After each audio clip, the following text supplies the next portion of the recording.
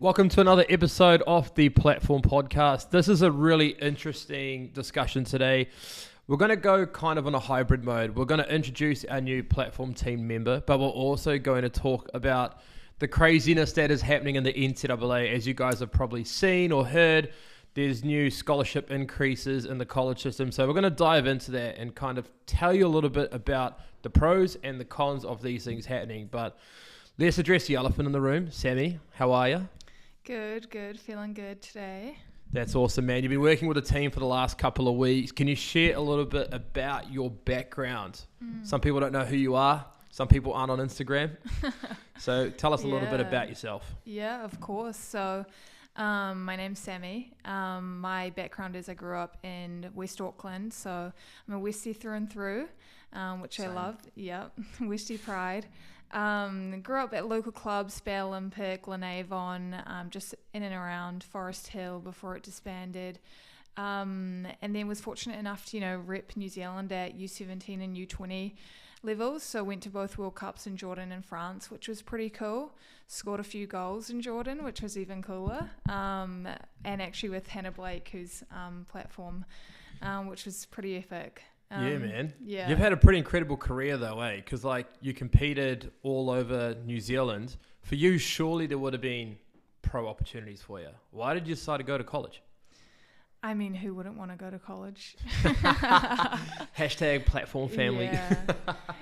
Look, I mean, pro's always a very cool option. You have to take into consideration, though, that it does end up being your job and it has to support you financially. And I think only in the last maybe year or two has pro opportunities kind of started to grow a little bit more where you can support yourself overseas.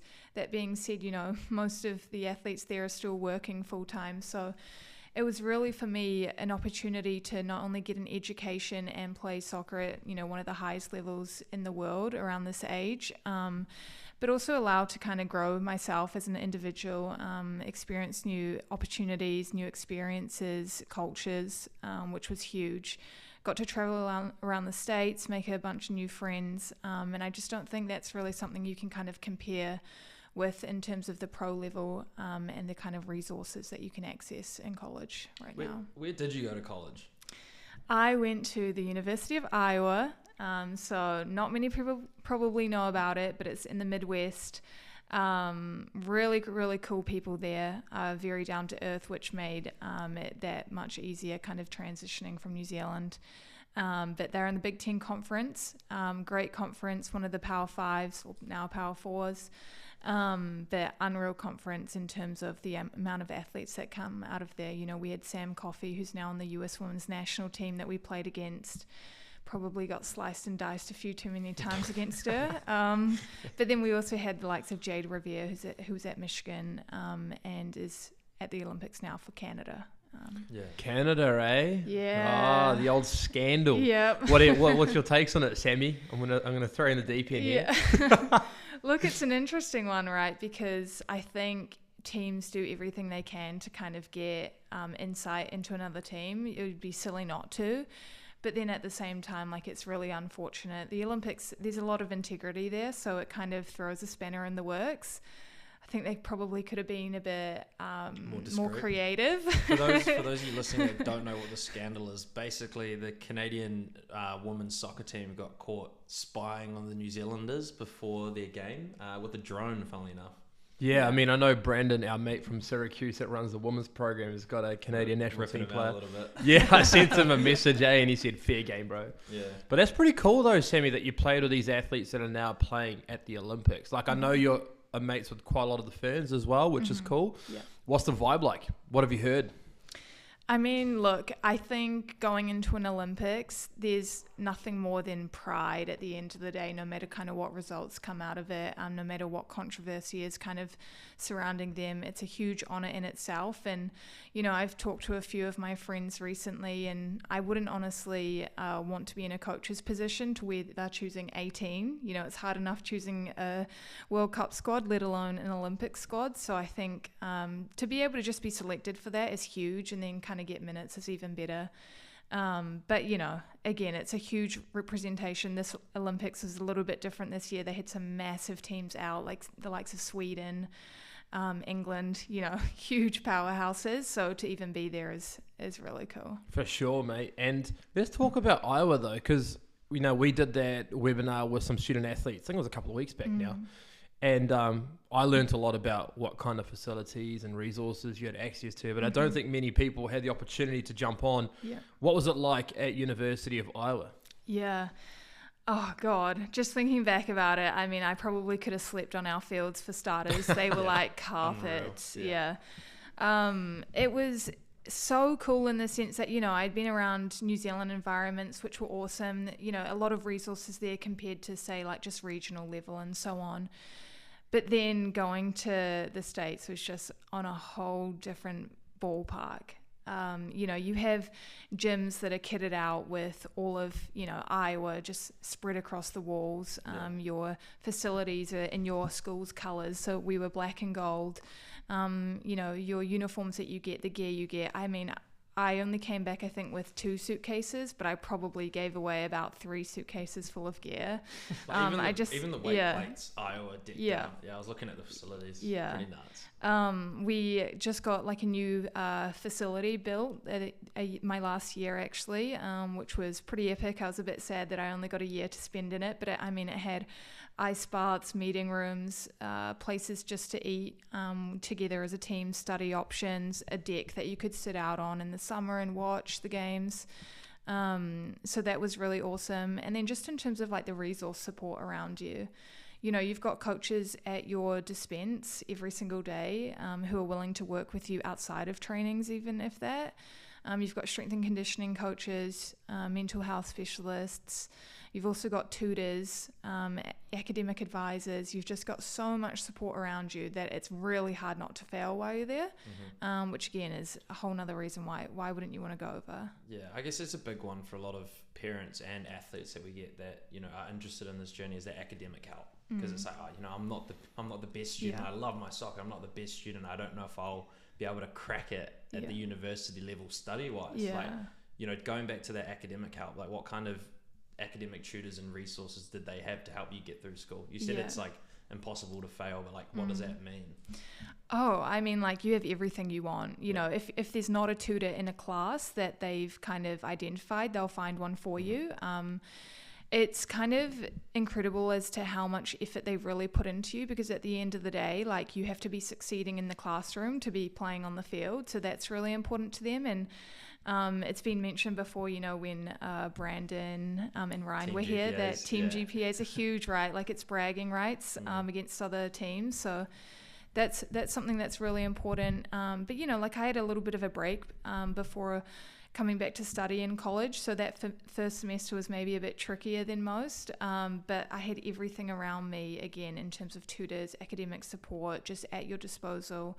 24/7, making sure that regular check-ins that you need to kind of get going and be fine. You're a bright cookie, Sammy, so I don't think you would have seen them that much, but I know Will would have been best mates with them, mate. I was a study hall, and Leslie, love Leslie. Yeah. was that the name of your tutor? Yeah. I'll invite her to my wedding. Nice, man. Well, I mean, hopefully I think that wedding's coming up soon, isn't it? We'll see. Stitch up. Will and I love to banter a lot. It's a good thing she doesn't listen to the podcast. Talk us about how you dealt with the climate. You live in Auckland, dude, and then you went to Iowa, and I remember in the presentation that we did with some of the athletes, you mentioned a Powerade slushy. Tell us a little bit about that. Yeah, so I mean, like Auckland for the most part is like pretty cool, right? But not to the extent of some other places. So went over to Iowa. My first semester was spring, so that's their winter time.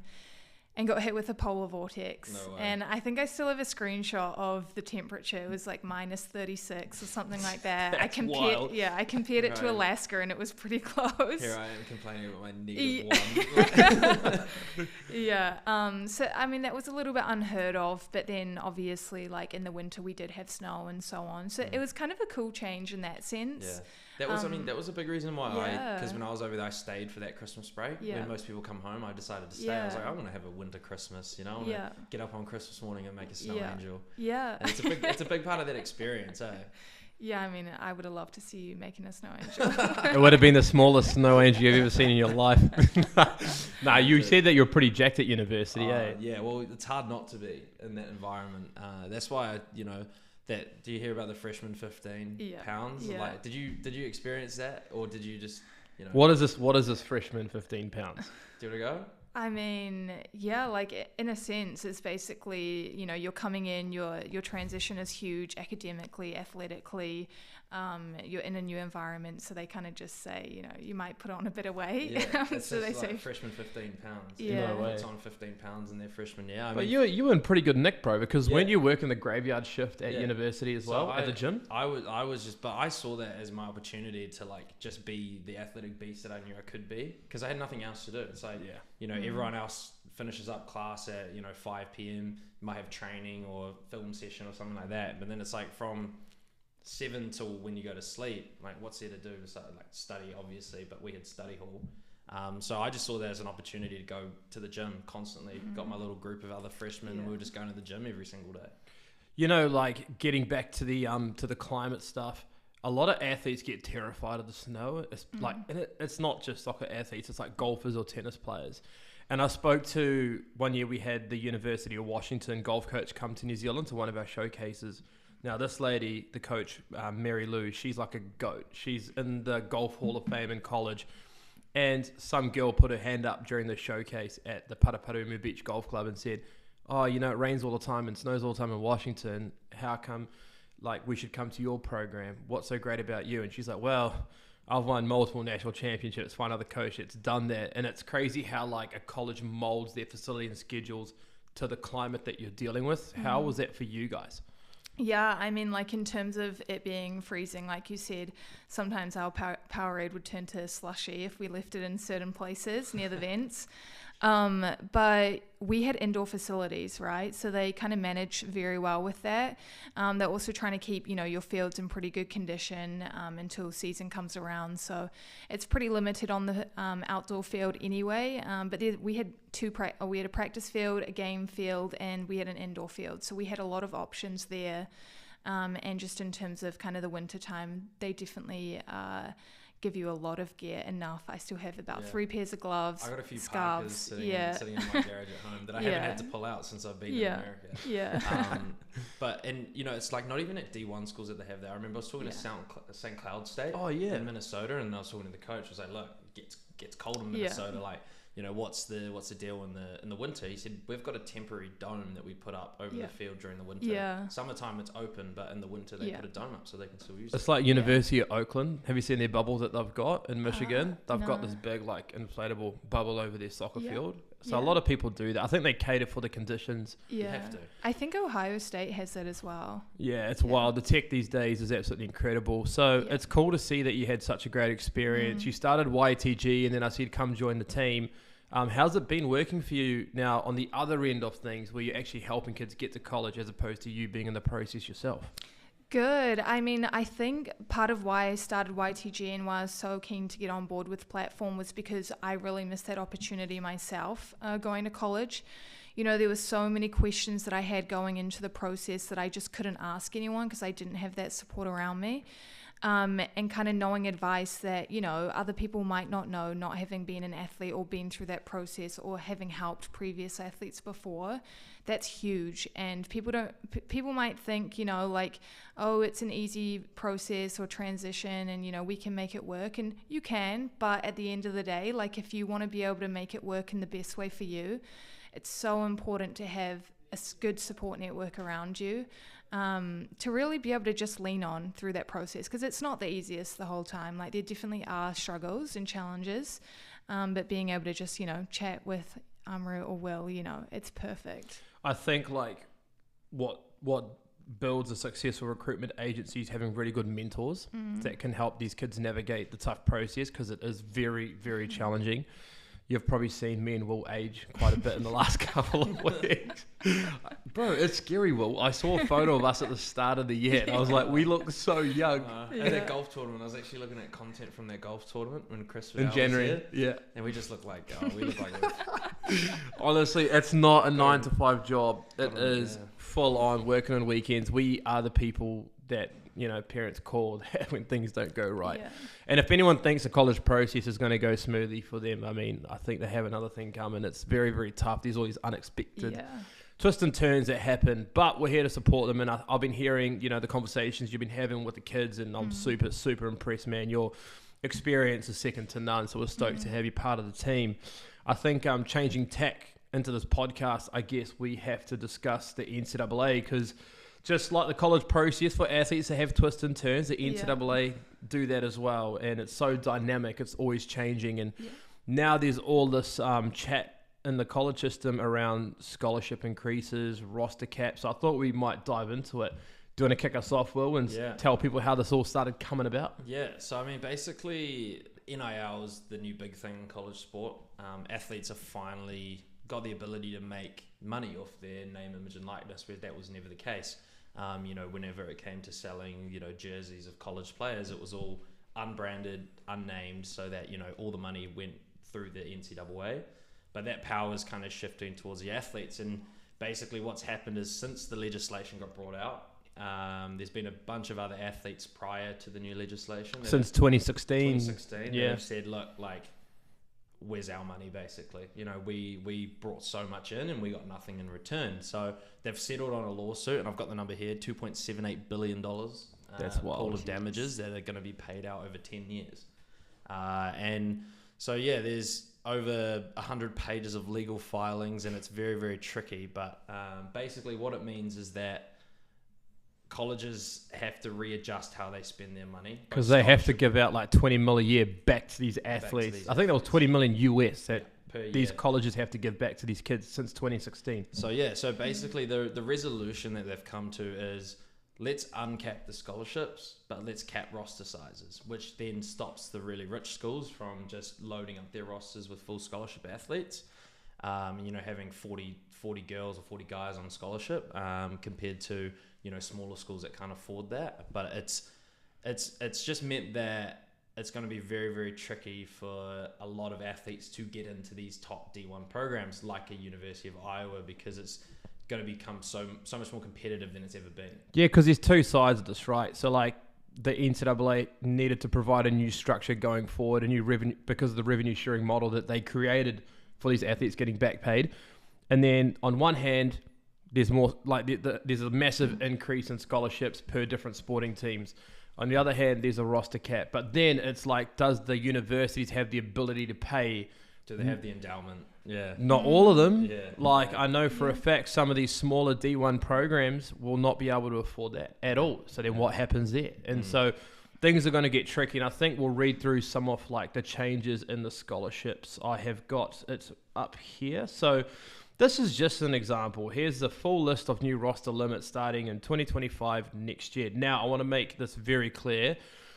To my knowledge, I do not believe this has been completely signed off yet, but they are settling on this now. Mid-January to mid-March is when the final rulings will be released. So this is how many scholarships each sport are increasing, right, from the initial standing. So basketball's increasing by 2, beach volleyball by 13, cross country by 12, equestrian by 35, fencing by 19, football, that's American football, is increasing from 85 to 105. You've got tennis increasing to 10. You've got skiing increasing to 9. We've got rowing increasing by 48. Yeah, look at lacrosse as well. Where's lacrosse? It's not an order here, Will. It's increasing by 26. Yeah. So on one hand, universities have now got the opportunity to provide these scholarships based on the material here. However, coming up with the finances is a different story. So let's talk about the pros and cons of this movement. We'll start with the pros. Sammi, what do you think the pros are now having more scholarships in a team? What are the big positives here? Well, I mean, I think flat out from an international perspective, it's huge, because how many times do students get turned away because they have limited budget, or, coach just can't afford them because costs are a little bit higher. Especially with our dollar at the moment. Yeah, so that's huge just off the bat for us. Awesome. What about you, bro? What do you think the positives here?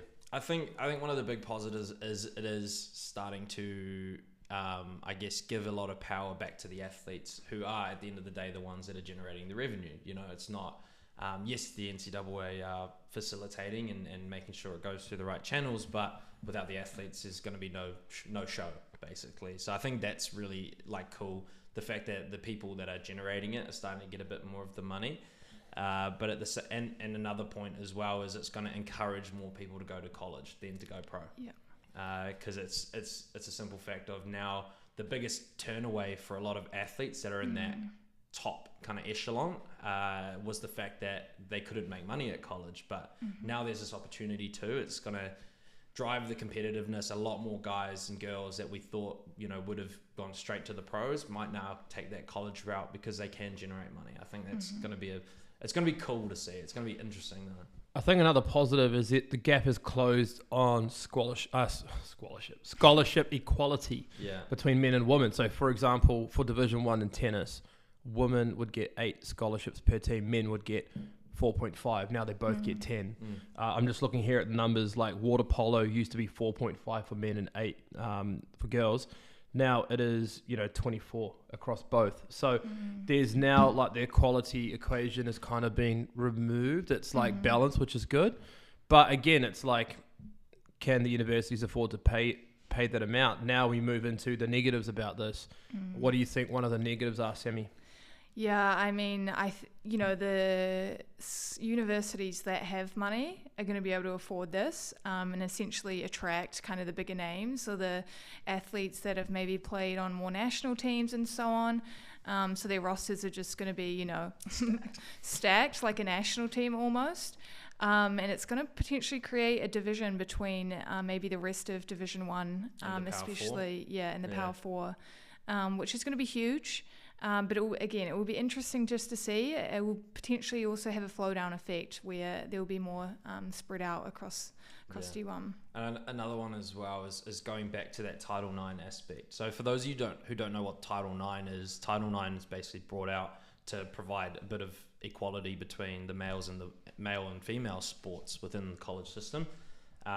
Which means that, for every scholarship that they have, that the athletic department gives out on the men's side, they also have to give one out to the women's side. What we could potentially see happening with this kind of scholarship uncapping is that, athletic departments are going to stack their revenue generating sports, as in basketball, American football, and the ones that aren't generating revenue, like your men's tennis and stuff, might suffer because they still have to match it on the women's side. So if they can't match the 105 scholarships that they're giving out on the football side with the women, that means that they're going to have to cut the male teams that aren't generating the smaller revenue. The smaller ones. It makes sense. And I think what we're going to see, and this is something that I heard a couple of months ago, but I didn't actually think it would happen this quickly. I was talking to one of my buddies. I won't name the university because I know there's a few coaches that listen to this. One of my buddies at a big time D1 program said there is chat going on at the moment in America about a separate division, like it's going to happen, where it could be called D1A, and it'll be the Power Fours competing against each other because they got the money to do it. Because there's no way that, like, let's say, we've got some great D1 schools out there like Quinnipiac or like Fairfield or NJIT. These schools haven't got the budget of like a Texas A&M or an Arizona State or a University of Florida. There's going to be clear separation here. So on one hand, like the positive on this, I guess, is that it's going to attract the better athletes. Some, like, as you mentioned, the biggest problem that young athletes with a lot of talent had is that they couldn't get paid. Now things are changing with name, image and likeness, and they're going to be part of a bigger revenue sharing picture as well. But the negative side is that there's going to be now another jump for those athletes getting up there. And how does that affect getting into professional systems, like getting into the MLS draft? What does that mean? All these different things are going to start to change now. Yeah.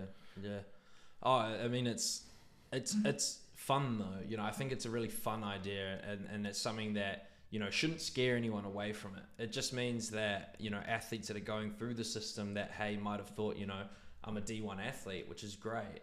Everyone should be aiming to try and play at the best of your ability, but you just have to be open to the fact that, it's not because of you that you're not going D1. It's just because of the system now, and you have to explore other alternatives. And what it's going to mean is that, you know, your Division 2s, Division 3s even, as well as NAIA schools are all going to start seeing a massive increase in competitiveness, because unless you're, you know, like you said, played on multiple national teams, you're not going to be in that kind of D1A category.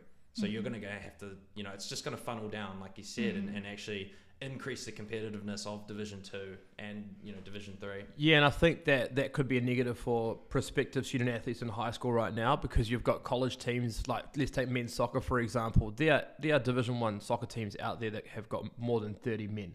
So coaches have to make cuts. Where do those players go? And then who does that push out from those teams? And then where do those players go?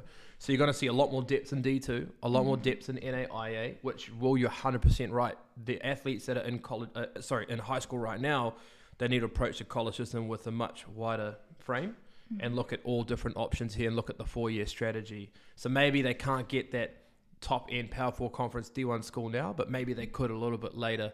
They might just need to develop a little bit more to compete with that kind of threshold at the higher end. So I think it's important for athletes to understand that the days of trying to throw money at a school, meaning like you don't need a full scholarship to go there, your parents can pay $25K or plus, those conversations might disappear because the coach has got money now to give out scholarships. Walk-ons is going to really kind of dilute, you know, walk-ons is going to be tough. So it is going to be going somewhere where you feel valued, because, you know, yes, like a lot of walk-on spots, you might feel valued when you go there, but the reality is, I believe your value lies in how much scholarship you're getting to that coach, right, and to that program.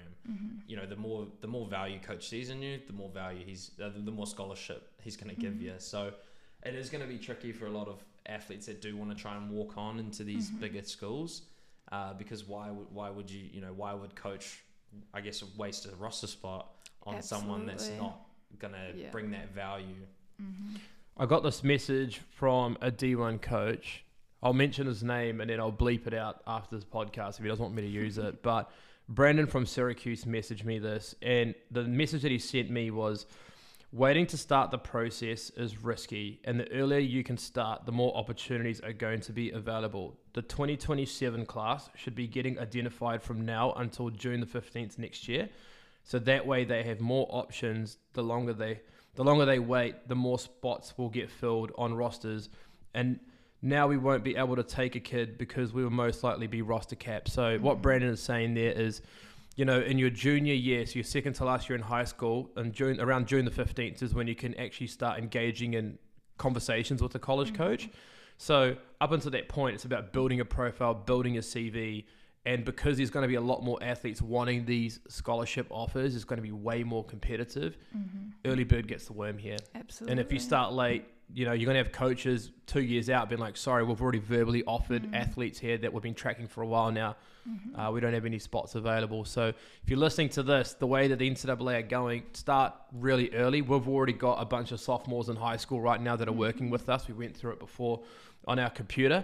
And their profiles are underway. Whilst they can't communicate with coaches, we can send stuff out on their behalf. But I mean, there was a girl in China that I sent stuff out to Division 1 colleges for women's golf, and I had Stanford, Washington, Illinois, University of Florida all message me asking about her tournament resume and her schedule for the upcoming year, and she is 2027 August intake. Like, that's how early these coaches are looking right now. 14 turning 15. It's crazy.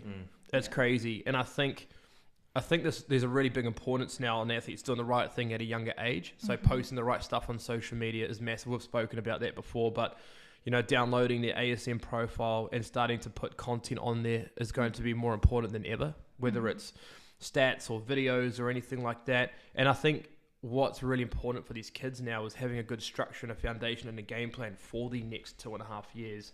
Because like I said, there's athletes that are going to be moving from D1 to D2, and it's going to be more competitive. A lot of athletes, when they're in the networking process now, have to have a really good understanding of their ability and their level, and have to be realistic about it.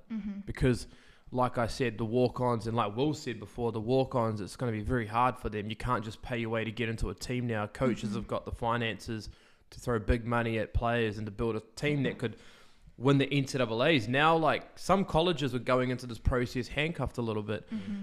They didn't have the big facilities that the college football programs had at their universities, like St. Mary's, California, for example, right? Small D1 school, San Francisco, great program. But now they've got the opportunity to offer a lot of scholarships in a great location that could make them very strong and compete against the big-time D1 schools in the US. So I think for a lot of athletes listening to this, it's getting a really good understanding of your level, but being super vulnerable about your placement as well. Just be real honest with yourself and figure out where can you play, because the last thing you want to do is also get taken into a college, don't get to play because now there's all these other people ahead of you that are on scholarship. Like men's soccer's 9.9 back in the day. Now we're talking a significant amount more. 28. Now you've got athletes, right? Like you've got replacements now on the bench on full clips that are on scholarship. If you don't get to play there, what is your next move if you decide to transfer? The other one as well, I was actually it just popped up on my laptop before, was the head count sports. It's because there's no scholarship caps anymore. They can start doing partial scholarships, whereas basketball, for example, when the NCAA couldn't do partial scholarships, it was all head count. So if or like American football as well, you hear the stories about, oh, hey, he's now on scholarship. That means that they couldn't do partial scholarships, but now they can. It's either one or the other, right? Yeah. So, but now they can do maybe 50% athletic scholarship. So, that's going to see a massive increase in, I'd say, those head count sports. It's going to be interesting. I hope that none of our mates get their jobs taken away, because we saw that in COVID. I mean, one of our buddies, he was coaching golf at University of Akron, David Traynor, he's now at Boise State, and he lost his job because of that. The budget cut, which I did not see coming. There's going to be some, like if they're putting money into other areas like college football or, increase in rowing scholarships, whatever it is, like you touched on earlier, there's going to be people in the athletic department here that will be feeling very nervous right now. So here's a topic for discussion though. Like, do a few like D3 schools see this as an ability to absolutely boost their revenue and to really grow their student populace? A lot of D3 schools that are in prime locations, they have a decent populace, but they've never saw the benefit or I guess like the risk in creating a Division 1 sporting program, athletic department. Yeah, because like if you don't know about Division 3, if you listen to this, so D3 has no sports scholarships. It's mainly academic or financial aid. So I guess it creates a pathway into them providing some form of athletic. Bro, imagine MIT, NYU, or John Hopkins offering athletic scholarships. That'd be a game changer. Yeah. And that's a game changer. I hope this move will grow the college system. I think with any growth, there's always a bit of pain, and I think the pain's going to see always someone that loses. Yeah. And I think like there'll be coaches that will lose their job. There might be programs that get cut, but on the positive side of that, you're seeing other universities adding more sports to their universities. Flag football on the girls' side is becoming a sport in the NCAA now, which is great. Rugby was an emerging sport, Do you reckon it's going to go full steam ahead? I can see it going full steam ahead because I can see it being a revenue-generating sport because it's an exciting game. People want to go watch it like football. Yeah. So, I guess universities will see that as a pathway to generate more, because at the end of the day, university is a business, right? And they all see it as an opportunity to really kind of make a bit of coin and to balance out that Title IX as well. For sure. Anything else you guys want to add? No, it's tricky, but don't let it deter you from going to college. I think that's a big one. A lot of athletes will see all the headlines and see all the news around changing landscape in college, but at the end of the day, like, make sure you're working with a good team that understands the system. And I mean, like, this is news to us. We're still trying to, I guess, understand it. But, as soon as the news comes out, we're straight onto it because, it's important that we do know what's going on. For sure. And I think, like, as Will said, don't panic. You just have to kind of change your approach a little bit now from what you thought it could be. I was talking to a family the other day. I said I had a bunch of guys go D1 in Auckland that were playing in the Northern Soccer League. Hard to do it now. Nah, most of them going D2. Hard to do it. You have to open up your options. So I think it's you've got to learn to be flexible and just be adaptable given the current college situation right now and the climate in America. It's very challenging. But as Will said, we'll keep you guys posted on any NCAA news that we get.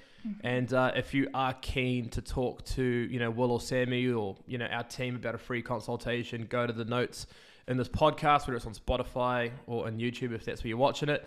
Fill out the form and our team will be back in touch. Until then, we better get back to work. See you later. See ya. That was good.